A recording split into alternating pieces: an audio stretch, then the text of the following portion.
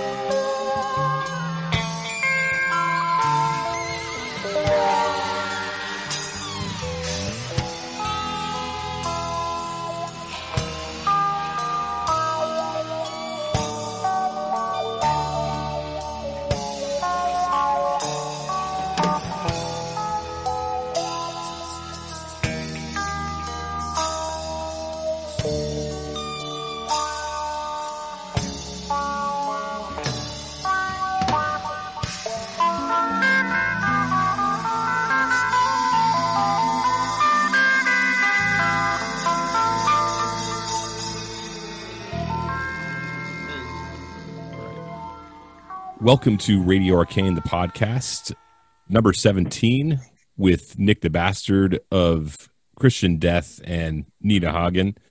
I'm Brian Gerbont. I am Motuvius Rex. And here is Nick the Bastard. In the flesh. In the flesh. Yeah. All the way baby. from England. Yeah, baby. Yeah, that's right. So we wanted to talk a lot about your time, how you got started, how you met, I guess, Fowler and got started in Christian Death. And to be honest, I've researched a lot of Christian Death, and we even did an episode on it, episode number 5 of this, and it was hard to find a lot of information. You couldn't find me in it. I'm sure. Yeah, and that's a bit depressing actually for me, from my point of view, because essentially, I was half of the band really on All the Love, All the Hate. I mean, on those songs on that album, I would say that of the songs that are based around songwriting, if you know what I mean, because there's a few songs on that. What's this going on here? Some guy's posting something. I don't know. I don't know if somebody. And obviously, I guess they're not referring to this interview. So it says, are you something in this band? I don't know. Anyway, look, with All the Love, All the Hate, there's a few songs on there that are kind of based around samples to some extent. You know what I mean? But of the other songs, the songs like, for example, We Fall Like Love, I Hate You, Love Don't Bring Me Down, which is called Love Don't Let Me Down on the album, but it's really called Love Don't Bring Me Down. Woman to Mother Earth, Born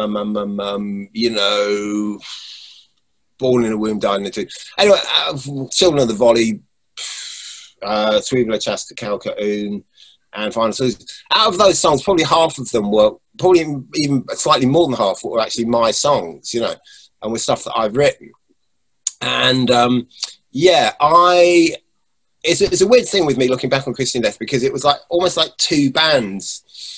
Just from my time in it was two bands, because essentially what happened was that originally I auditioned for Andy Sex Gang from the Sex Gang Children, and he was looking for a guitar player, and I just saw this advert in the Melody Maker, and I went to the Jungle Records, and I met him and his band. And then as I was leaving, because I wasn't that keen on it anyway, as I was leaving, one of them came running after me and said, "Oh, we don't think you're right for this band, but would you be interested in auditioning for Christian Death, because they're looking for a guitar player?" And so I said, yeah. I was actually a lot more intrigued by that, actually, because I actually had a couple of friends who kept talking about that they knew these mad Italians that lived in this squat in Kentish Town in London.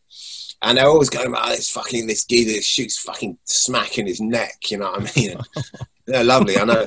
That was actually Kid Banano, and the girl would have been Angie, and it was like I knew a girl called Gronya who was actually in a band with Angie, and I knew these two guys. They were called Finn and Spug, and Spug is called Jason Atomic now.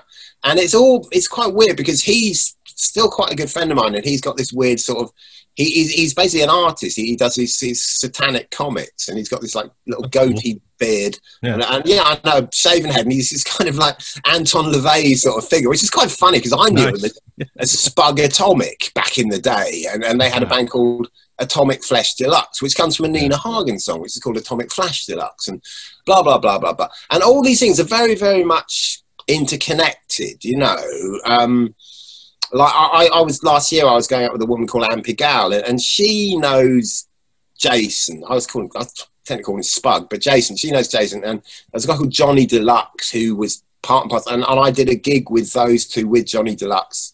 We were called Lay Smacks, lovely. Yeah. But it was all a little bit, something we need to understand about this is that we were flirting with the imagery of junkies and of heroin. We weren't junkies ourselves, at the time, put it that way. later on, I was a kind of full-on kind of, I had a massive habit for years and years and years, but mainly more with methadone actually than with heroin. But you know what I mean? It was like, I even sort of wrote kind of a song about it back in the time, which was called Smack Trip, because it was like, when you in the 60s, people thought that's your trip, and it was a trip, you know what I mean? It was this thing of like going, heroin, needles, as a kind of, and that's something that attracted me with Christian Death. I'll be honest with you, I've actually got some of these records here, and there's this one that came out like a few years ago, and it's a bootleg.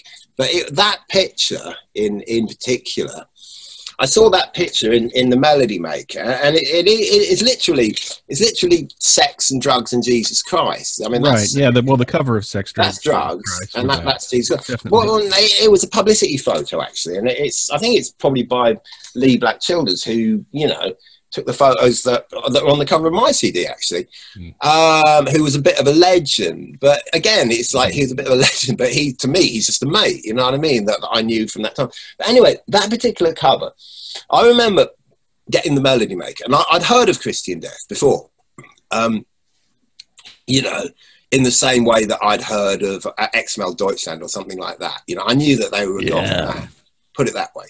Yeah. I mean, I was into the Virgin Prudes. I mean, if you said, do you want to audition for the Virgin Prudes? I mean, oh fuck, you're too right. You know what I mean? Because I was just aware of them. I knew the song Romeo's Distress because I used to go to clubs and they used to play that song. So I knew that. Who's that moving in the basement? I don't know who this is, but I keep hearing it. You know what I mean? So, and there was a gig in about 1986 that was the Carnival of Atrocities, it was called. And I had a friend who sent me a message actually today, I think, or yesterday, called Paddy Crawford, who was a friend of my brother's. My brother went to a boarding school, and his roommate was called Eddie Crawford. So that's this guy's brother, and Paddy Crawford is my age. Eddie's my brother's age. Was 2 years older than me. And I remember him coming around to see me in this squat that I lived in Elgin Avenue. It's not far from here. And he said, there's this great gig on. It's just more like there's a load of bands, and it's called the Carnival of Atrocities. I said, yeah, why don't you come along? And he said something like, let's go and be atrocious. To him, it was just like a bit of I don't think he really knew that much about the kind of music that they were doing there. My brother actually went, and I didn't go. And I think Fields of the Nephilim were also on the bill, and Jane County was on the bill as the. Oh, no shit! Wow. And I met Jane through Lee Black Childers, because Jane and Lee were, I think, living together. Once I joined Christian Death, Lee took the photographs. We went round to a so-called party at their place. There was only about 2 other people there, but I met Jane County and all this sort of stuff. No shit. But I didn't go to the gig because, to be honest, I wasn't that much into goths, to be honest with you. I thought, they're up themselves kind of thing. They're all a bit, So, I mean, they are. At the time, they were. The typical sort of Susie and the Banshees sort of fan was just somebody that was just only ever hung out with other goths and basically was so aloof and pretentious that I just thought, fuck that shit, you know what I mean? It wasn't my thing, and also it was a little bit dated, to be honest with you, at the time. Now the funny thing is, because what year was this? What year was this? It's 86. Yeah, sure. Goth was a little bit, So 86, though, to put perspective on it, Ashes had just come out, and an Atrocity, Wind Kiss Pictures, and Atrocities were out. Well, it was the time of Atrocities, and it was before James Beam actually joined, because they had this Italian guitar player. He's actually a Facebook friend of mine. I don't know his name, but he only played a couple of gigs, and that was one of them. Now, I like his guitar work. Christian Death, Jim Beam. James Bob's a great guitar player. Yeah, he's great, and Barry was awesome too. Barry Mephisto Waltz, that was on the Atrocities album. He's a great guitar player. Uses too much fucking chorus, though, if you ask me. But, you can quote me on that too. You know what I mean? Well, I think Valor's a great guitar player. Valor is very well. He's not as good as me, but he's not bad. Valor is a good guitar player. he tends to fake it a little bit, but then there's nothing that much wrong with that. You know what I mean? It's very original, though. Like it is. And I remember first hearing him. The Catastrophe Ballet was the first time I'd ever heard him, and I mean, it was the most original, unique sounding music. That it was just a very artful, spooky album, and so was Ashes, and I mean, it was very different. Well, Rick Agnew's a fucking good guitar player too, actually. I mean, I agree totally. Really looking forward to meeting him, actually. I've never met him, but he's kind of married to Gitan now. And I was actually planning on going to Los Angeles, because I've got a bit of money at the moment.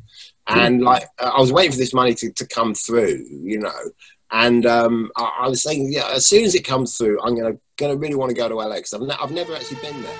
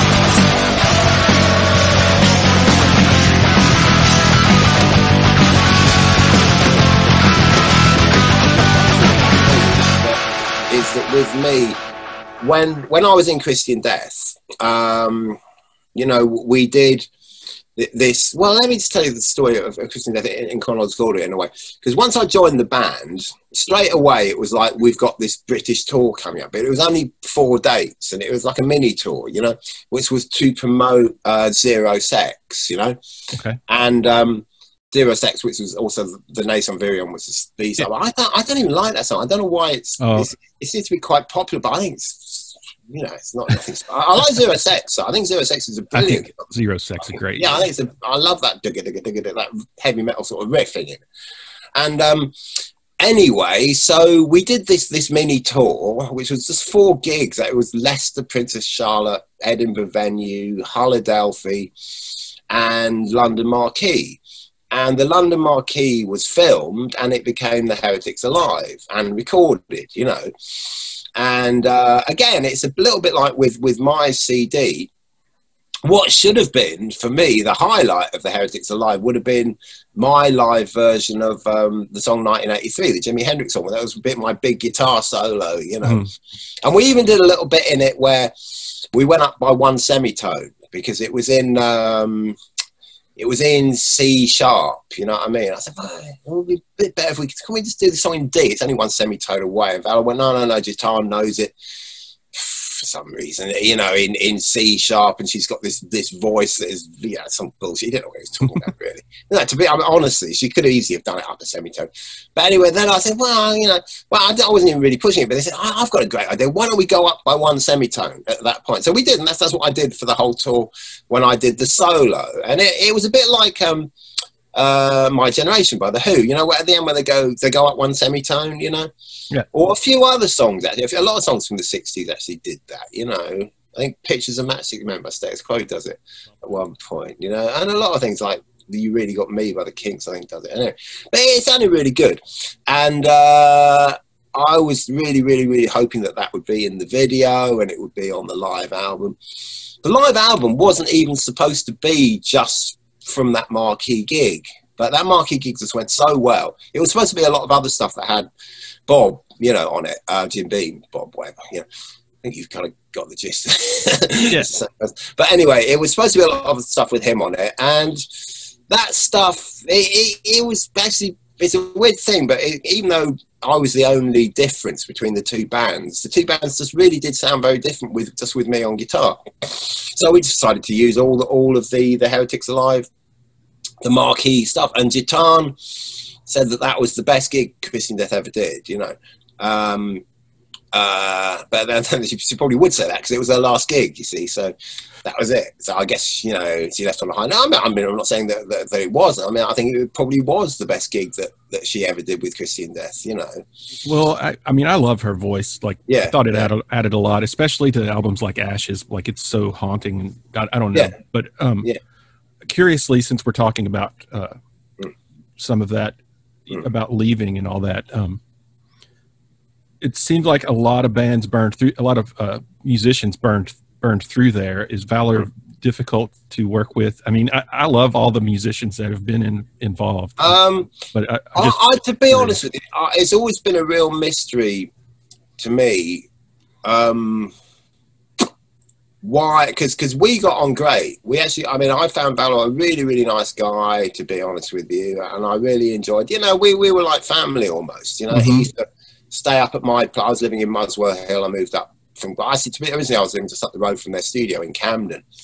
But then I moved up to Muswell Hill, and he was basically, there was a lot of things that I didn't really know about that were going on behind the scenes, like him and Jitan splitting up, you know. Yeah. I didn't really know Jitan. This is the funny thing. I only did these 4 gigs where she wasn't, when I met Christian Death, it was really just Valor and Kota.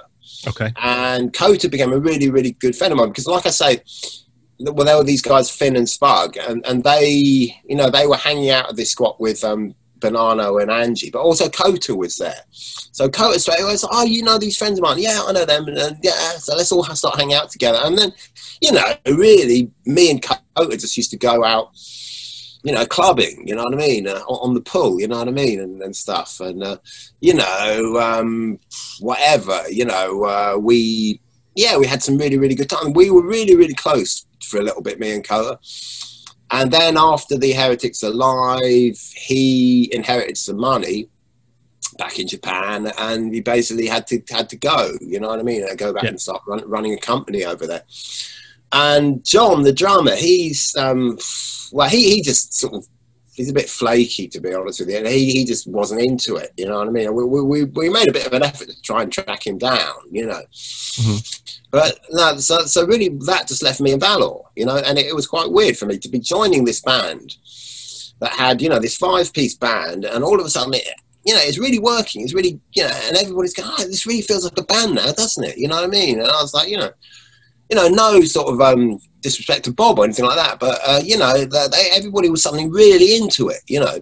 And we did this British tour, and then it's like it's all over. I was like, this can't be right, you know what I mean? But you know, what can you say? You know, life goes on, you know. So yeah, Jitan was gone.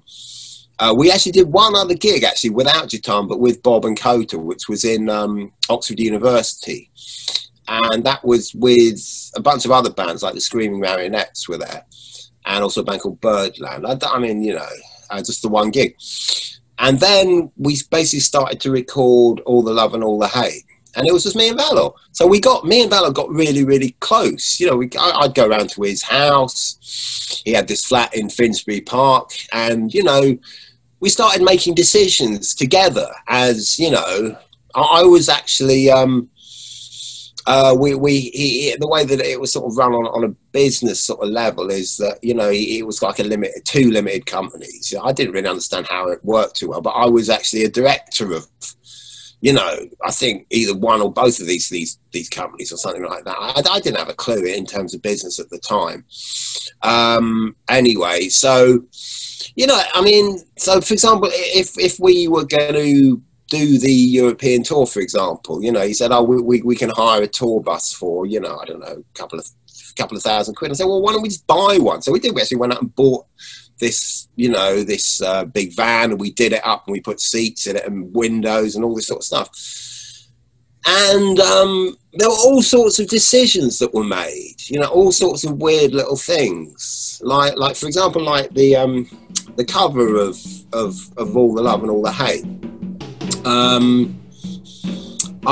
You know, we sort of came up with those ideas together, because I said, like, I think the cover for All the Love should be like a Valentine's card, you know, and it was like, yeah, so that's kind of what's like how it came out.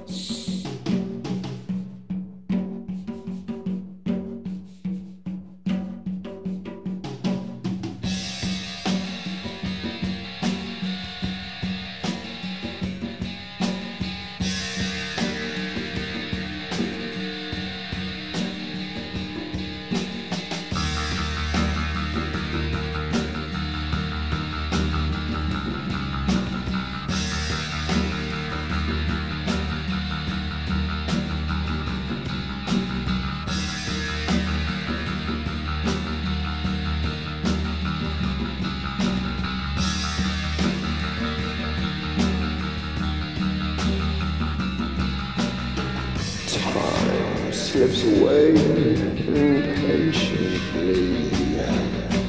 Feed my desire passionately. Love has raped me of the softness of my soul. Sex has condemned me and avenged the love I stole. Love, don't bring me down. Love, don't bring me down. Love, don't bring me down. Love, don't seduce me into your bosom. Free me from the pain. In your flesh, I find no conquest. I search with a hope and a prayer.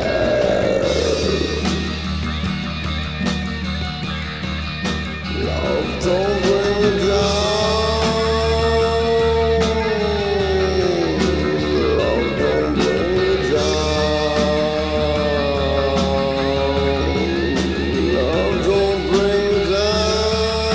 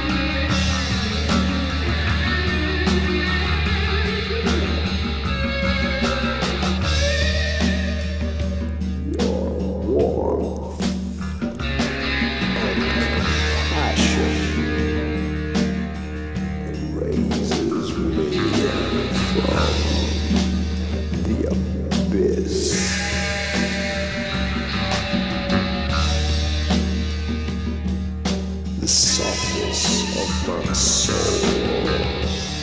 returns with every kiss.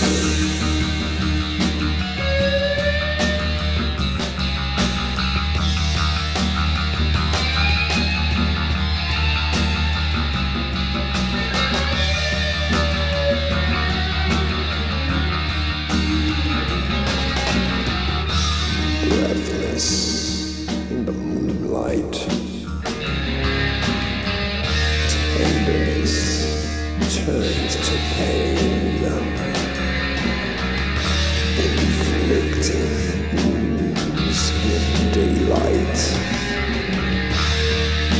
Each other's game again.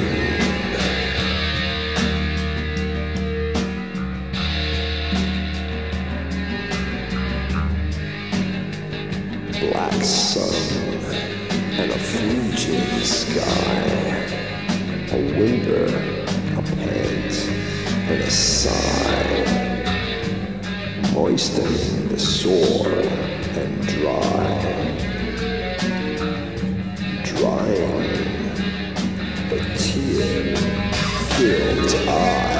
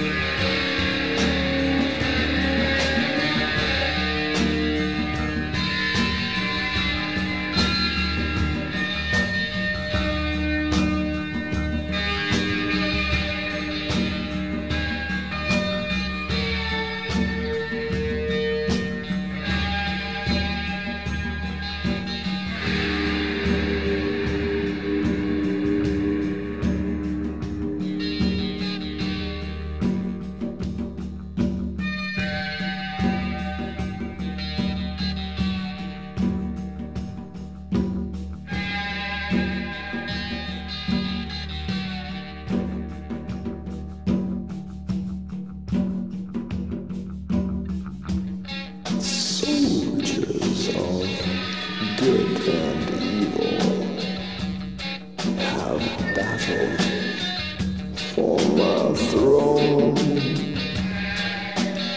Sad and desolate landscapes became forbidden zones. Through the fire and flames, we have risen above. Together we shall fly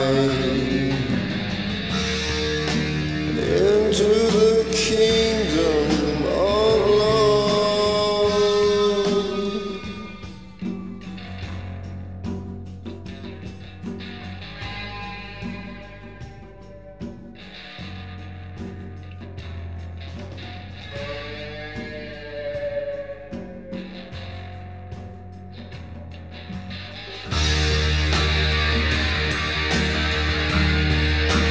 Love don't bring me down.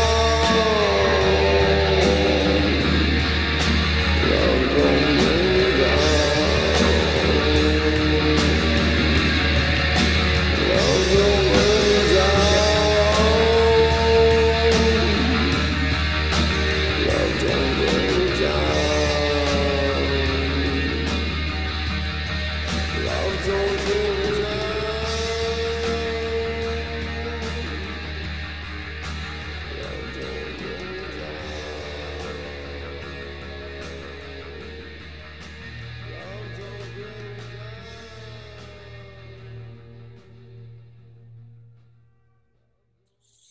So, Yeah.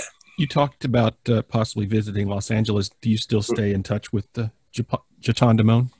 Well, I do actually, because with Jatan, what happened is that after Christian Death, we tried to get a band together at one point, and we actually did do a gig. So that was me, her, and Bob. And you know, it was a real disaster. It just didn't really happen, you know.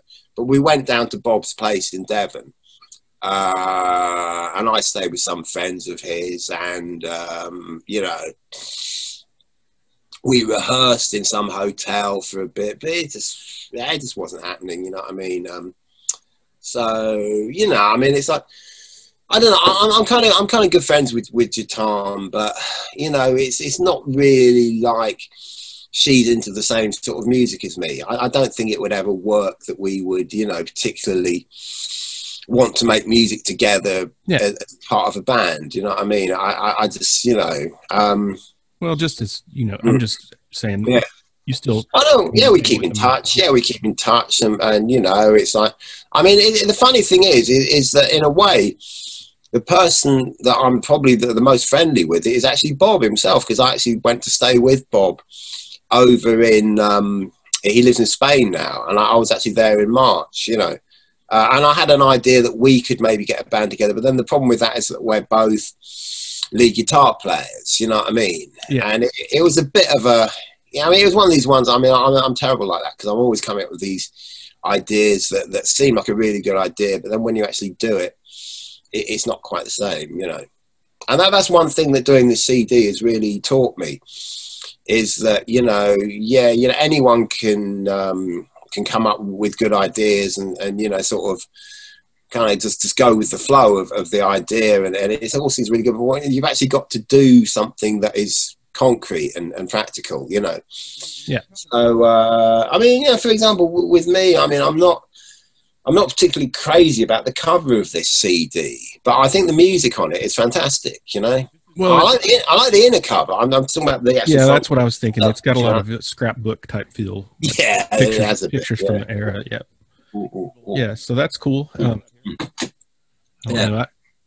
recently read Constance Redgrave's book, The Black Box, about her experience with Christian Death during Catastrophe Ballet, and it sounded really poverty-stricken almost. She didn't paint a very good picture of Valor. Well, but I didn't. I mean, that's her perspective, you know. So, but that is way before my time, you know. Yeah. And I think you've got to give Valor credit for keeping it together and not giving up, you know. I agree. I mean, because, you know, there's a lot of stuff which I kind of get thrown into as a kind of innocent bystander of, people that say, oh, you know, I really love Roz, but I hate Valor, you know. Then there's other people that sort of side with Valor against Roz. I think they're both great. Yeah, exactly, yeah. But, you know, sometimes you can't, yes, you really just can't sit on the fence sometimes, because it's like, you know, for example, when I was in the band, that was actually literally the time when there were 2 Christian deaths, you know. Right, you're right. There was, you know, it was like the time when there were 2 popes, I guess, you know what I mean? And you had to, you know, declare your allegiance to one or the other or something like that. I don't know. But anyway, look, when I was actually when we were touring around Europe on our European tour for All the Love and All the Hate, we were obviously this band that had been going for a while, and then, like I say, just after I joined for the Heretics Alive, 3/5 of the band left, and that just left me and Valor. So when Roz, Rick Agnew, and George Ballinger got, you know, the original Christian Death back together, you know, it was it basically meant that they were touring America while we were touring Europe. So that meant that I never got to play in America, which is like, you know, I kind of obviously, you know, that kind of pisses me off, you know. And when Christian Death came to an end, I think Valor was probably pretty close to throwing in the towel as well, but he didn't, and all credit to him, you know. Right. And like you were saying about Constance, I know absolutely nothing about her. All I know is that she, you know, is a very good looking girl. I've seen the pictures, but I know fuck all about her. I don't even think she's on a record, is she? I don't know, you know. She has a band now called the Spike Drivers, which is no, but I mean, on a Christian Death record, and nothing against her either. I agree. I mean, I think she seems like a sweet person, and I really enjoyed reading her perspective about her experience in it. But the whole time I was reading it, I was thinking, I mean, she acted like she loved the music, but at the same time, I was kind of feeling like, do you really love this? Because it sounded like she was miserable the whole time. And I had just finished right before that reading Wayne Hussey's book Salad Days about his experience with Sisters of Mercy and before. And his book was all like almost celebratory, like how much fun he was having even during the rough times and poverty stricken and living in like basically shitty hotels with roaches and cigarette butts and stuff. But his perspective was like he had a love for that life, and like I don't know, like I felt like his book was celebratory about it, and I felt like her book was really depressing, like it was really sad, like she was miserable. Well, I mean, I don't kind of want to, you know, what can I say, sound, you know, sexist or anything, or kind of state the obvious, really, but it's a pretty rough, you know, dirty, grim existence being in a band. You know what I mean? And it's like, you know, but Jatan did it, and she had a baby on the road. Yeah, but Jatan was married. She was married to Valor. That's the thing. It's like so, you know, and let's be honest, the cake wasn't being split equally. You know what I mean? You know, it's like that they were getting what they needed. You know, and everybody else was like, you know, sort of, you know, and that was true when I was in the band, but when I was in the band, it was much later as well. Right. So by then, it was about 5 years. Yeah, it's about 5 years, and by then, Valor. Do you guys hear me? By the way, you guys hear me? Okay. Yeah, I can hear you. Sorry, fine, I had to leave for a second. By then, no audio. Valor and Jatan. I can't see you, by the way. I can see this. You it's like right. some like black cave. Yeah, that's what I'm talking. Yeah, I'm forgetting I'm talking to two people. But anyway, look. By then, Valor and Jatan had, you know, a council flat, you know, which is like a project thing in America. But it's quite a prestigious thing in London. I remember, you know, when I first went around there, I was like, oh, is this a council? Oh, no, lucky you kind of thing. And we had this sounder. He said to me, I love the way you said that. It's just a council flat, sort of, because to him, he was from the Midlands, but you probably wouldn't understand. But to him, it was like, ha, ha, ha, you know, kind of, I don't know. I did gather that he was living more comfortably than I think Eric Westfall and David Glass were in that book, and they were all living in some miserable like, squat type almost, and like Valor had a home. Of course, I mean Jatan was having a baby and stuff. So exactly. I mean, you know, look, Valor had a big Mercedes car, you know, when I was in Christian Death, and I'm driving a Fiat 126, which cost me 50 quid, you know. Yeah. But you know, obviously, he could sort of say, well, I've got these record royalties for the past few years, and blah blah blah blah blah. But no, I never got like a wage or anything like that. But do you get any royalties now from? No, I don't. Co-writer? No, not at all. No, that sucks because you are a co-writer on a. Well, yeah. I mean, I should get publishing and stuff like that. But see, the publishing was actually when I was in the Birdhouse, we actually signed a publishing deal with Momentum Music, which was part of Beggar's Banquet. Yeah. And I mean, I should really chase up.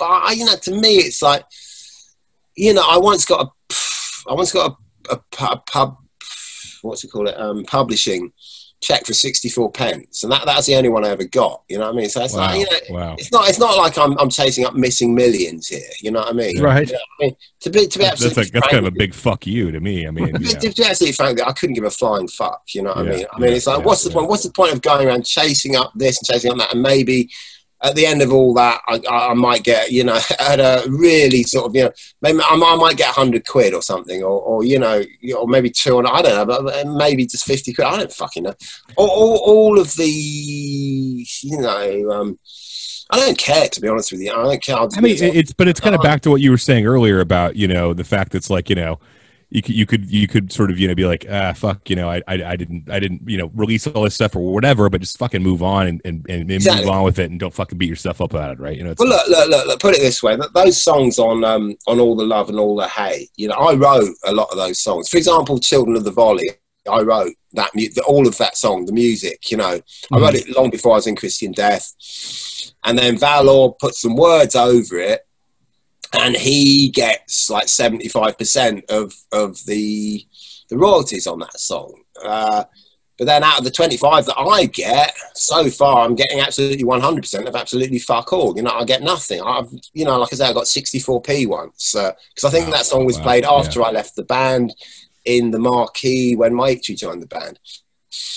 And I found out, not that long ago, that it's on an album called Amen, that was a live album that they recorded in Mexico, And yeah, somebody wrote a review of because I'm a bit sad, I'm a bit anal and pathetic, so I actually bothered to read all this stuff that's on the Christian Death fucking, official fan page or whatever. And somebody is talking about all my favourite Christian Death albums. So, I want to know, am I in there? Or just because it's somebody's impartial view, and it's slightly different if they knew that I was reading, because they probably might say, oh, I love all the love, all the hate, but no, they don't. So I'm actually sure you're like incognito, I'm incognito. I'm sort of a voyeur, you know what I mean? And anyway, so they didn't mention all the love, all the hate. Oh, so sad, and but they mentioned Amen. So I thought, okay, and then I was reading through the thing, the write-up they'd done, and they said it's got this great, the best song on the album is Children of the Volley. I said, oh, fuck, I fucking wrote that, you know what I mean? But I'm not going out there going, I want my missing, millions and thousands, because of what? This is. But even just the credit would be nice. Yeah, it would be nice, but I don't give a fucking. I'll be honest with you, I don't give a fucking toss, because now I'm putting out my own CD and I'm just selling it, and you know what I mean? It's like, that's my payback, you know what I mean? Simple as that. As long as they leave me alone and we can get on with it. And that's what I was going to ask. I mean, so like, since you're releasing it, I know it's your music still, but like, is Valor cool with it? He doesn't, as far as I'm aware, he doesn't know about it. And if he does, my message to Valor would be this. It would be, listen, right, if you're going on tour in Europe next year, if you want, take me along and I'll play guitar and I'll sell my CDs at the gigs and we'll split the money. You know what I mean? Yeah, that'd be awesome.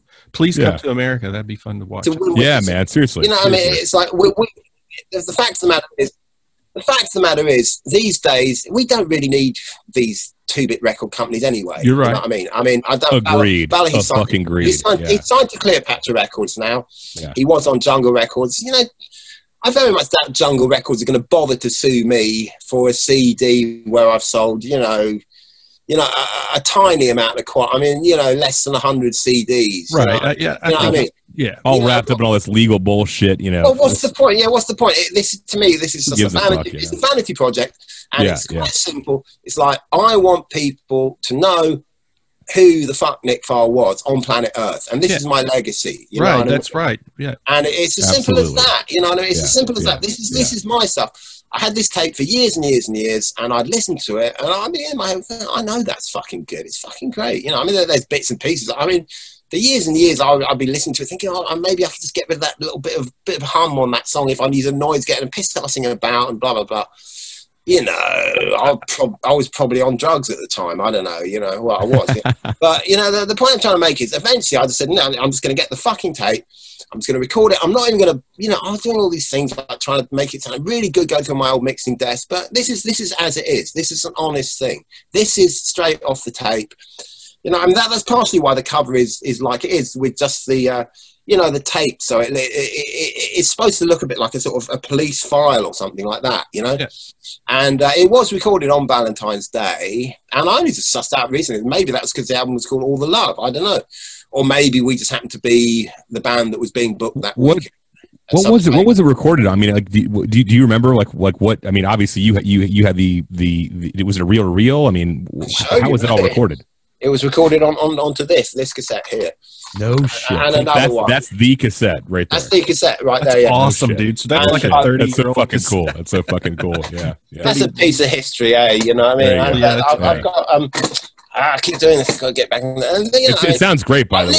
I listened to it earlier. It sounds fucking amazing. So, and I tell you what, it's quite a funny thing because this all happened just down the road from where I am now, because I'm in Labatt Grove, and well, just out the back of the end of my garden, you've got Labatt Grove. And then the next street along is Portobello Road, and I remember walking down Portobello Road, and you know, I think we'd maybe done the sound check or whatever.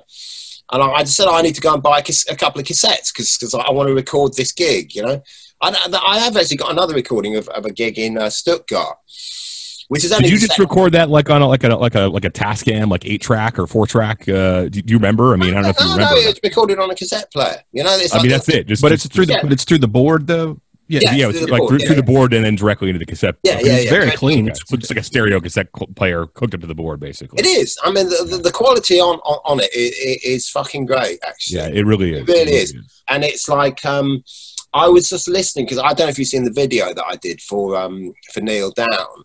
I've just put together a video, which, again, it's like a bunch of photographs, you know, these photographs, you know, these photographs here, with these ones, and blah blah blah, you know. And I literally was just here. I'd copied a lot of them in this music shop that I was talking to you about. He's actually got a you know, what you call it, you know, printer sort of photocopy type thing. So I photocopied a load of photographs. Then I wanted some more, so I literally just put them down here. I've got a piano down here in front of me. Put them on there, took a photograph on my phone and stuck them on the video. Just did it here, like on this laptop that I'm talking to you on now. And it was all rough and ready, you know what I mean? But there's even bits in the video where there was some photograph that didn't load, you know. But I got to a certain point, but then I thought, well, yeah, I just want to have a rough kind of copy. And then I couldn't suss out how to carry on editing. So I just said, that's it. You know, I'm happy with it now. And I put it onto YouTube. You know, I might maybe possibly edit it a bit more in future. See, the point of the matter is, as far as I'm concerned, this whole thing of the internet and interactive media, it's a new art form. You know what I mean? Right. So in a way, what I'm doing, selling the CD, is almost like a kind of, that's almost like a sideline to the main thing, which is, you know, the fact that I can talk to you guys and do an interview, you know, and you're in Louisville, Kentucky, and I'm in London. And, you know, I sold a CD to somebody in Guadeloupe, you know what I mean? And, right. You know, and for example, I mean, it's DIY, and I like that. You know, it's exactly, a DIY mentality, and it's exactly. And the whole thing about the video as well is that it is rough and ready, but the actual song, Kneel Down, it's so much better than the studio version. I mean, really. Yeah, I love it, man. I mean, it's the whole recording is amazing. So yeah, it really is. And I actually listened to the studio version of Kneel Down for the first time in years, really, today, because I was just doing a little bit of research for this interview, and you know, looking at some of the songs that are on the internet. And so I mean, yeah, I'm really proud of the video that I've got put together for Kneel Down. I probably could make it a little bit better. But, you know, it's like, see, another thing about it is that back in the day with the Heretics Alive and All the Love, All the Hate, I was a lot shyer then. I was younger, you know, and I wasn't really sort of pushing for my photograph to be on the album, or, you know, I'd always let somebody else have their picture on it. So, for example, in the Heretics Alive, there's only the one picture of me, and you can't even see my face, really. It's just a bit of a blur, you know. Mm-hmm. There were all sorts of other things. You know, there was a time when I was supposed to go along to some, it was a photo session for a video that Christian Death and Valor will be on the photograph. And I know Danielle Dax is on the video as well, and a band called the Cardiacs. And they were all there, and I was supposed to go to EMI Records in Manchester Square and be part of this photo session. And I got there late, and, you know, I shouldn't have done that. It was me and my youthful sort of naivety of probably thinking that I had plenty of time, and then, you know, one of those ones where you don't. So I got there too late, and I'm not on that. And then, for example, I realised a while ago that I've never actually had my photo in the music press. I had a tiny little write-up in, almost like a passing mention in, which is something else I could have put on my CD if I'd really been that bothered, or if I'd have thought about it. But, you know, like I say, you make mistakes when you're doing things. But see, what I'm trying to say is that I'm not particularly you know, now well, it's not like the video that I've made is just all me, but there's a lot more pictures of me than the other guys in the band, because quite simply because I had more pictures of me, and not all the pictures of me are necessarily from the Christian Death era, but they're from roughly that time. There's one of me playing Gibson Firebird on the roof of a tower block, which is a fucking great photograph, and it's a great guitar, you know, and that was for a video that I made with Nina Hagen's manager, Strontium Dog. Again, it's one of these things that I really should, I've got it on video, I should transfer it onto a digital medium properly. Right. But you know,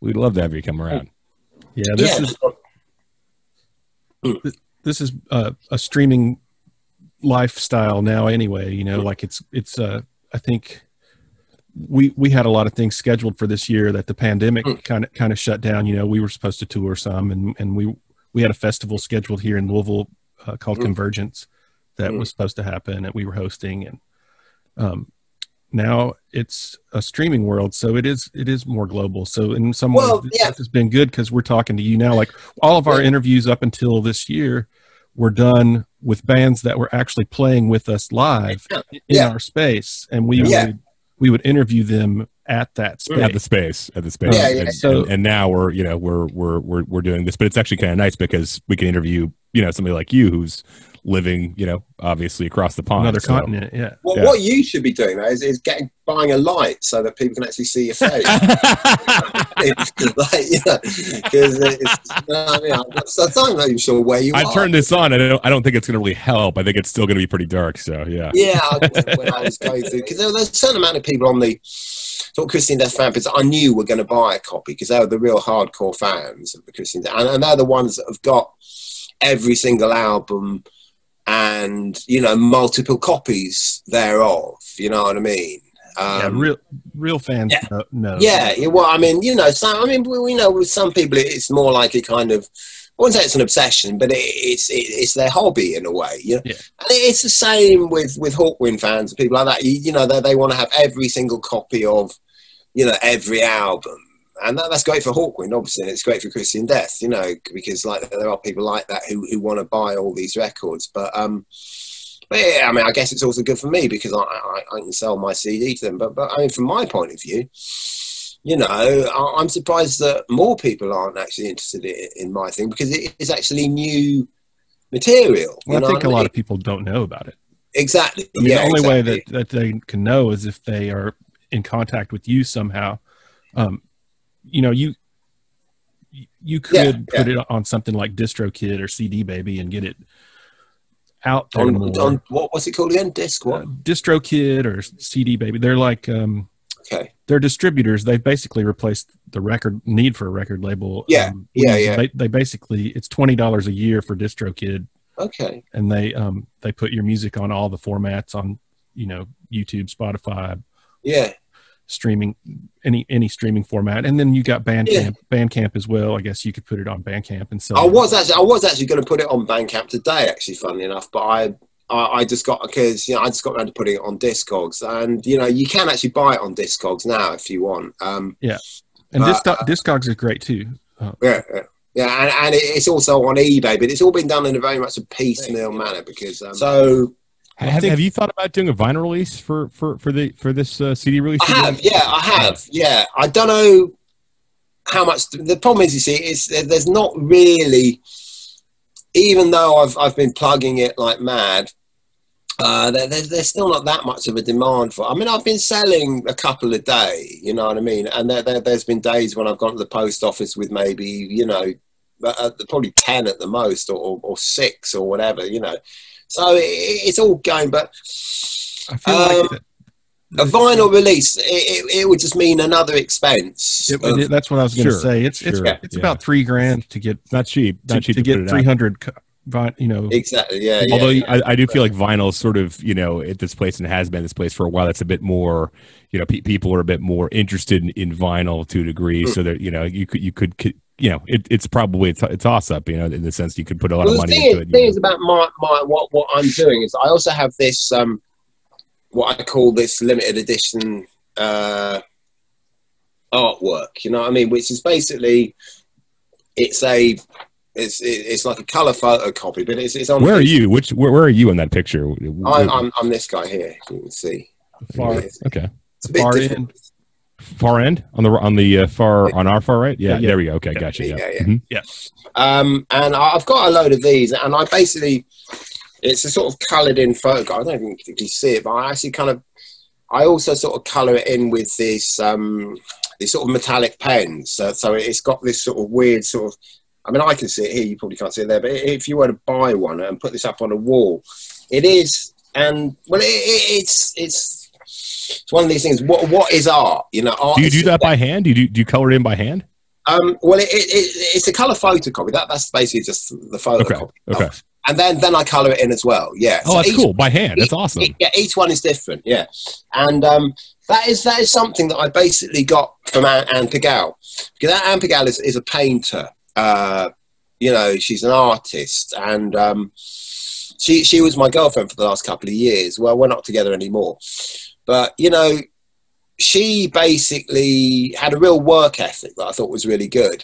And you know, like, I mean, I'm compared to me, I mean, I've been kind of on benefits for most of my life, but she never was. She is now because of this pandemic and all this stuff, but that's kind of irrelevant.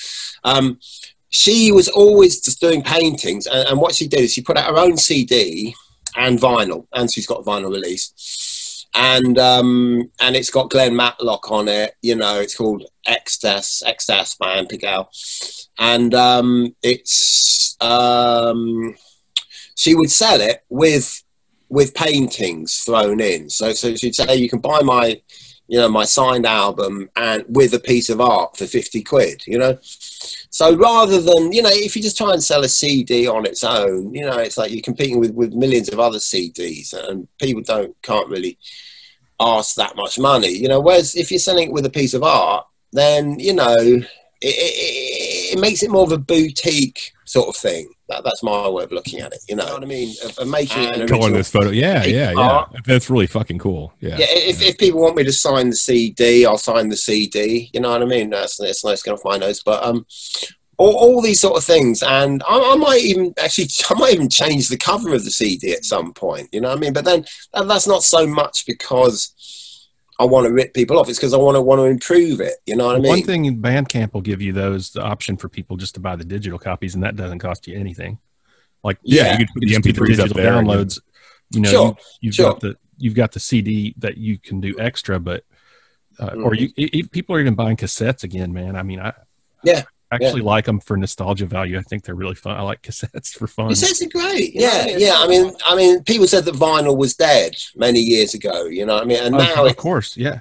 And now it is what people want, because people physically want to own, you know, a piece of a tangible physical copy of something. You know. Now, when people go on TV, they'll sort of say, oh yeah, you know, this is the, you know, what I've actually got my Christian Death album. So yeah, I've got this is the new album or whatever, blah blah blah, you know. And you know, somebody sent me this recently, actually. This is All the Love, All the, no, it's not, so it's I'm not even on it. It's this is the German copy of Sex and Drugs and Jesus Christ, you know. Yeah. And funnily enough, there's a weird story about this image as well, because it was actually done by a woman called Val Denham, whose birthday it is today, funnily enough. You know what I mean? Happy birthday, Val. The reason I say it like that is that she's, I don't know, she's sort of somebody that's connected with Psychic TV. Oh, and cool. I saw this image many years ago on a T-shirt, and it was with a band called the Death and Beauty Foundation. And they were actually supporting Psychic TV with a whole load of other bands, one of whom was called Kuckle, which was actually Bjork, you know, from the Sugar Cubes. It was her first band. And this was all at the Hammersmith Palais, which is not that far from here. And anyway, so when I joined Christian Death, I saw that image on a T-shirt. I remember saying about it, I'm sure that I've seen that somewhere before, and it comes from this band, the Death and Beauty Foundation, you know. And yeah, you know. And then she went on the Christian Death fan page a while ago, and she was kind of bitching about the fact that she hadn't got paid for it and credited with it. And I think her attitude was a little bit like me, that she wasn't that bothered about the money. She just would like to be acknowledged and all that. It's the principle. It's the principle. Yeah, it's the principle. Yeah, you know, totally. And I think like, I don't know if I'm like I'm taking the piss or being cynical about it, but it's like a bit like with Jitan being together with Rick, you know what I mean? It's like, it's almost like, and her working with Roz after Christian Death. I guess that everybody that was involved in Christian Death, apart from the original band, you know, and I'm sure that George Bellinger or Rick Agnew would kind of get what I'm saying here, that they all feel like they're a little bit of a fraud to some extent, you know what I mean? Oh, you know? Absolutely. I've seen interviews with Rick Agnew. Yeah. Like and I've seen interviews with it's his fucking band. You know what I mean? Yeah, I mean, they started it. Yeah. Yeah, they started it. But that's the thing is that that a lot of people blame Valor for that, which, you know, I understand that some, but like, Yeah. I've listened to interviews with George Ballinger where he was furious that Roz went and formed a band behind their back. I've actually heard the same interview myself. Yeah. Yeah, they thought they were getting back together, and instead he formed with Pompeii 99. And because the guy actually got in touch with George Ballinger first, I think, is what he said in the interview, and then he gave the guy Roz's number. And Roz sort of, instead of saying, yeah, I'll do all the organising for the European tour, gets together with Pompeii 99. Right. But then on the other side of the coin, you've got to understand... It's a complicated history, man. You've got to understand that people don't really like just regurgitating the past and you know, being a travelling jukebox. And I guess Christian Death, the original Christian Death, split up for a reason, and there were probably... things that they didn't, you know what I mean. It's like that thing about they were young, man. It's also when you're young as well. You have that idea that the grass is always greener on the other side. You know. I think people now though probably a bit of ego too. I would imagine. I mean, you know, you're young. You're in the moment. Whatever. I mean, that probably plays into it a bit as well. Well, poverty, drug use. Yeah, all those things. All the things. A myriad of factors. Yeah. I mean, can you imagine what it must be like, right? For example, to be in ZZ Top, you know what I mean? Or, you know, it's literally the same three guys since 1969 or something. The same fucking three guys. And you think, God, I'm fucking, you know what I mean? I've heard that joke a million times. It wasn't funny in the first place. You know what I mean? Well, I think money helps that though. Like if you're big enough that you're like, I hate every member of this band, but we're making thousands of dollars. It's my living. Exactly. So I'm going to stick it out. Yeah, you can say that with a lot of people. I mean, whereas like, if you're not making any money, you're like, fuck these guys. And they're not the only ones. I mean, I think there's plenty of examples. Well, I mean, people like say Aerosmith or something like that. I mean, they did split up, and Joe Perry and the other guitar player left, but then they got back together. And then I think after a certain Guns N' Roses or whatever. I mean, you know, although I don't even know where that's at right now. But yeah. I mean, I used to think about things like I used to think, who is the band that stayed together the longest with the same lineup? It probably is but then luckily with them there's only three of them, you know what I mean? But you got people like Nazareth and people like that stayed together for years and years and years with pretty much the same four guys, you know what I mean? You know, I mean, some people can do it, some people I mean, the Stones would be probably one of the bigger examples of they've been able to do it. I'm sure they've had their issues. Mick, Keith and Charlie go back to what? To 19 Mick and Keith go back to like 1958. Right. Before that, I mean, 1960 itself, you know. Yeah. I mean, that's another thing. There's another funny thing about Twink as well, is that he was in a band. Well, he was in the Pretty Things with Dick Taylor, but you know, he goes way back. But I mean, see, the thing is with me is that I was always. I don't know. I was always more into bands like say Hawkwind or something like that, where there was more of a kind of revolving door of members, because I thought that made it more interesting. It wasn't like just listening to the same fucking album again and again. You know what I mean? It's like the same lineup, and some of these bands I think should have split up years ago. You know what I mean? Sure. I mean, there's a lot of bands. I mean, Psychic TV is probably another good example of that. You know, of bands that just have a revolving amount of members. You know. I saw Psychic TV at Reading Festival once in 1990, and it was well past, you know, like that sort of date or whatever. I mean, literally, I heard something like that Genesis PR literally introduced the members of the band to each other before they walked on stage. You know what I mean? It was like, you know, they just went on stage and they just jammed. Yeah, which is cool, but you know, it's. You know, again, I'm not really into that either. I'm kind of in it for the long haul now. Yeah, you know, and good for you. I mean, you're at the point in your life, and I feel like this for myself too. It's like, you know, I just don't give a fuck anymore. It's like, you know, I'm not trying to placate people, and it's like, you know, whatever. You know, I want to do what I want to fucking do, and exactly, yeah. And it's not like I'm suddenly going to go off and do hip hop or something like that, or.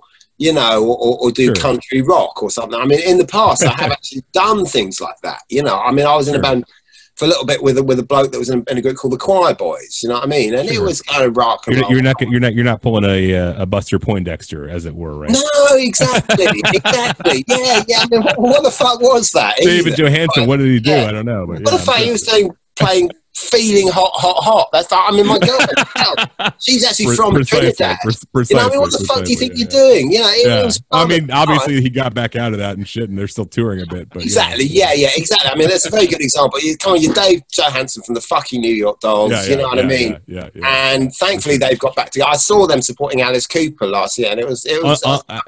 I was so glad 5 years ago, or actually, it was they had Earl Slick on guitar. You know, one of the best. I mean, I love the and Earl Slick was playing with him. That's right. Yeah, he was playing. He actually came in. I've actually met him because he was playing with Glenn Matlock. You know, I mean, like I say, the hierarchical thing. He's playing with Glenn Matlock. Neil X, who was in Zig Zig Sputnik. Okay. Neil Whitmore. He plays with Glenn Matlock now because he can't get Earl Slick, so he gets Neil Whitmore. Okay. And you know, he's not going to ask me because I'm literally like that. You know what I mean? You know. But funnily enough, Neil X, when I first met Ampi Gals, he said, "Oh, I'm playing at the National Portrait Gallery with Neil X on guitar." You know, and then I get a phone call saying, "Do you want to do it?" And I was like, "Yeah, okay." You know, yeah. And then, you know, we became a couple, and which was probably a mistake, actually, to be honest with you. But you know what I mean. And then 2 years went along. But the real problem with Ampi Gal, to be honest with you, was that I kept going on and on and on to her about we need to do some recording, and we definitely had an album's worth of stuff. Literally within the first week, actually, when we did that gig at the National Portrait. You can look this up, by the way. There's a film of her playing at the National Portrait Gallery with me on guitar and me playing a thing called a dulcimer guitar, which I'll go and get it. You've probably never seen one before, but no, we're from Kentucky, man. We know what. Yeah, we know our dulcimer. You know what a dulcimer guitar is, yeah. But it's we do. Is that a 4-string? Yeah, I guess it is 4-string, right? Yeah. Sort of like it's like a European ukulele in a way. Yeah, it's beautiful. Anyway, that is a song that I wrote with Ampi Gal, and it's called The Artist, and she basically recited this poem because it was a weird gig. It was the gig was actually about the painter Cézanne, right? And it was quite weird, really. I mean, I think it was a little bit of a play. Again, it's not a live band, and that's what I really want, because it's like, especially listening to the CD, it's great to listen to me and PJ and Vic, the drummer, and Valor all playing together. You know, I mean, the song Suivre to Quelqu'un, that's the reason why I always send that to people to try and publicise the album, because I think it's just great. You know, I'm not being arrogant. I just really think did you, so a quick question, sorry to interrupt you, but when that was recorded, did you just use your own like cassette recorder and plug that into the No. It was a cassette recorder that went with the venue. Most venues had cassette. But you ended up grabbing the cassette, or were there multiple cassettes from that? I mean, you just grabbed it yourself. I just went to the guy that was the. I mean, we actually had our own sound engineer on the tour, who's actually on the CD cover, who's a guy called Ian, who basically actually helped to build this studio that I'm in, this room. And he actually ended up getting married to a girl that I was renting a room to here. In fact, so it's all very incestuous, if you want, that part of that story. But Ian wasn't actually allowed. He was literally not allowed into the venue, because we got there and there was a note on the door saying Ian Thompson is not allowed in here, you know, on pain of death, sort of thing, because he had something. He'd been knocking off the manager's girlfriend or something like that, some bullshit, I don't fucking know, you know. So Ian didn't do the sound that night, and we had this other guy who did a fucking perfectly adequate job, actually, funnily enough, you know. And yeah, and I just went out and bought a couple of cassettes, gave it to this guy, and he recorded the set, you know.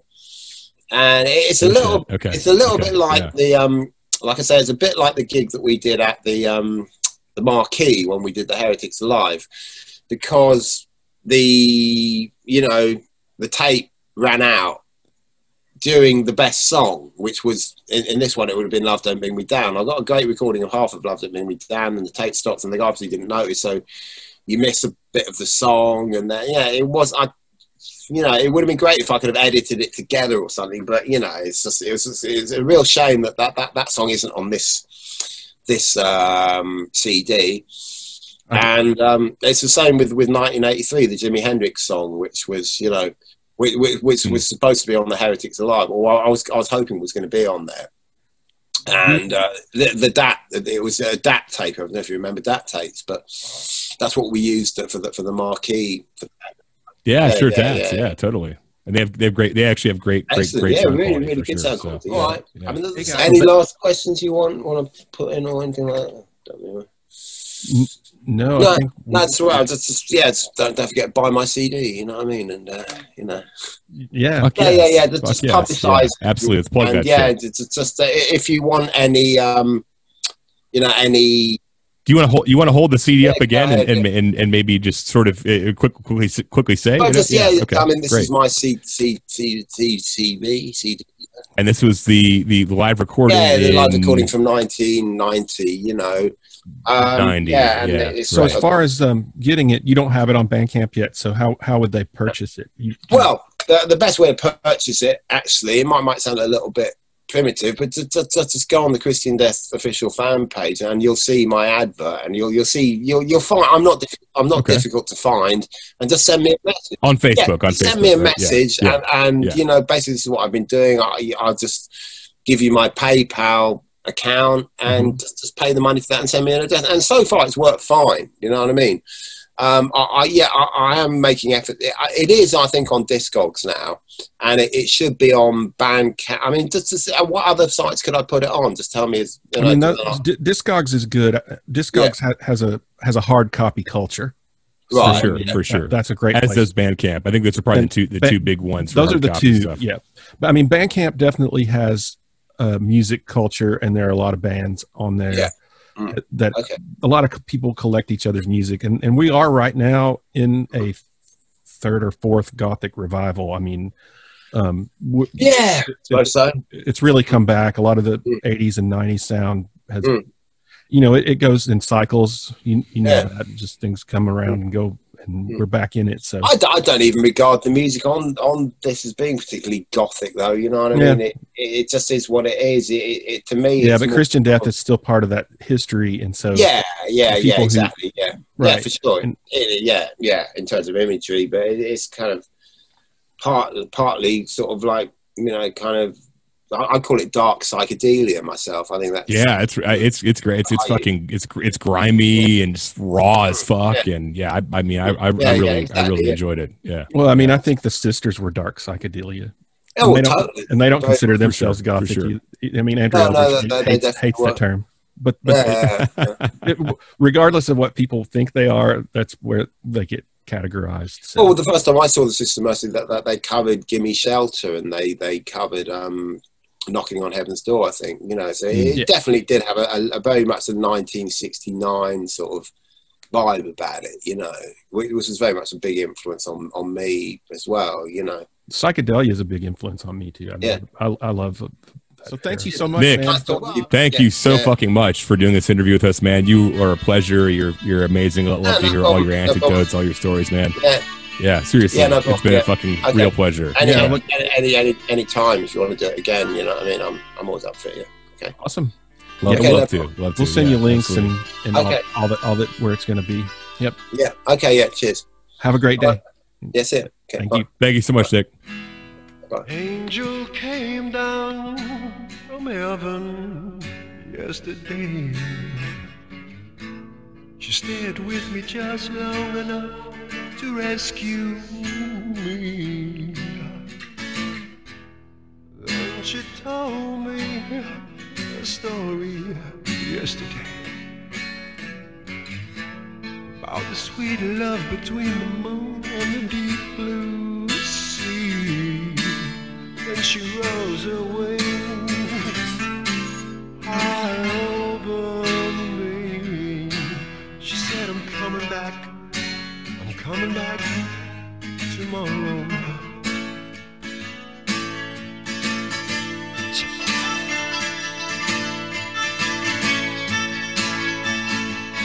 I said, fly on, my sweet angel.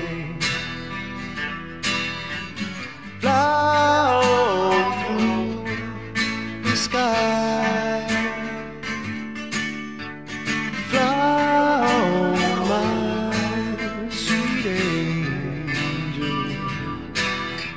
Tomorrow I'm gonna be by your side.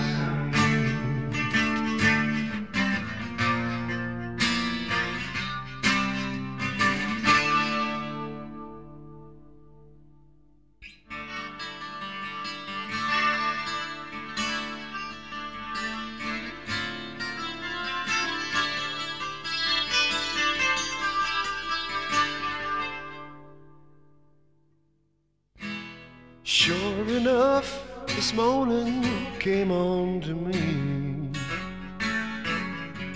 a silver wing silhouette against the giant sunrise.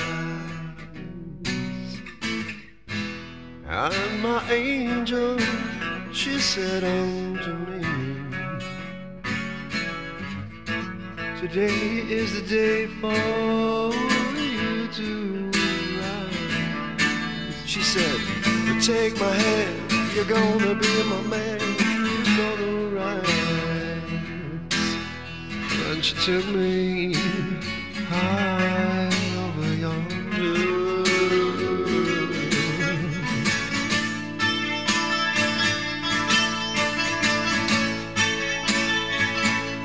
And I said, fly on my sweet angel,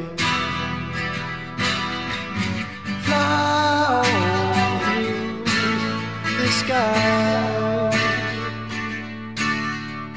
fly on my sweet angel, forever I will be by your side.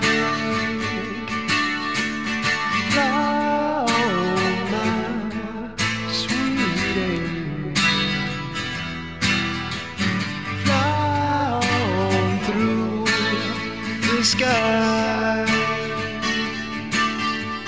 fly on my sweet angel,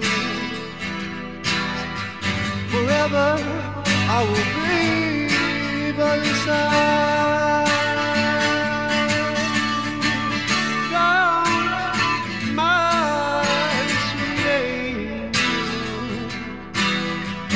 fly on through the sky, flow my sweet angel, forever I will be by your side.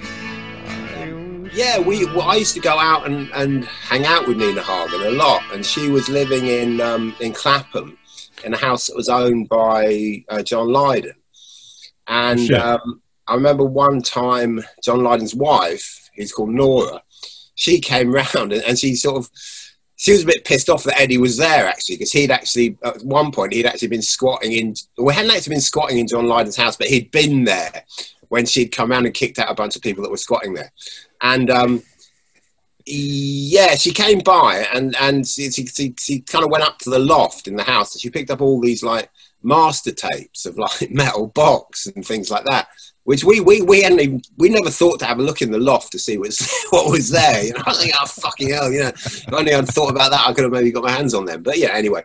So Eddie knew Nina Hagen really well, and going forward a couple of years, Eddie was running a squat called the Greenhouse in Notting Hill, and Nina Hagen started hanging out there again, and I'd known her before, and she'd actually done kind of jam with me and Eddie and Steve on stage in a gig, and we did the song, you know, Cocaine by Eric Clapton, you know, Yeah.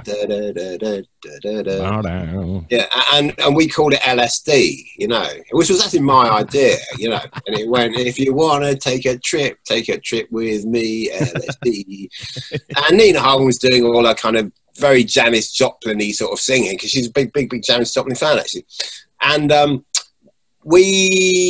was in a band called the Birdhouse at the time, but this is a couple of years later, after that, in about 1988, I guess.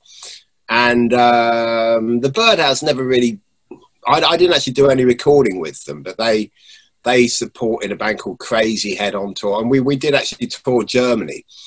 But I'd already I'd already auditioned for them and been accepted into the band before they recorded their second album, but they decided to use the guy that was the bass player that was already in the band before, and I was the bass player in them. But anyway, at around about that time, I was also hanging out with Eddie and jamming a lot with a guy called Mark, this black key, who's a really, really good bass player, and a guy called Trevor, who ended up in a band called Miranda Sex Garden. I know. And also a band called Minty and a band called The Servant a bit later on. But anyway, so me and these two other guys, Nina Hagen asked us if we wanted to do a gig, like just in the greenhouse. This is a sort of informal, gig. So we rehearsed. We did "Move Over" by Janis Joplin, which is a really good song, and we also did "Foxy Lady" by Jimi Hendrix, which we were kind of doing ourselves anyway, So she, kind of joined in with that, I guess,